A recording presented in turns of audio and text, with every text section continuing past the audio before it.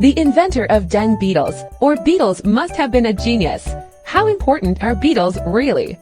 First, animals on Earth produce up to 1 billion tons of dung each day, a volume equivalent to Victoria Falls.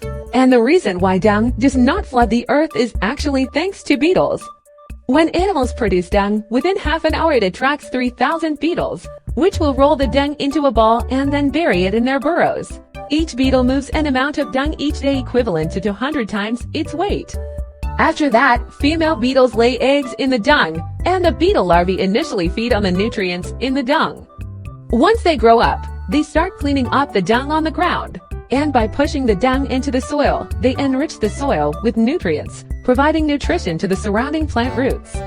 In the United States alone, it is known that the value created by beetles for farms annually is over 300 million United States dollars. And in the dung pushed by beetles, most still contain plant seeds.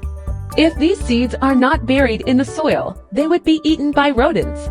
Therefore, some plant seeds have even evolved to emit a smell that beetles like to facilitate their reproduction. It can be said that Earth cannot do without beetles.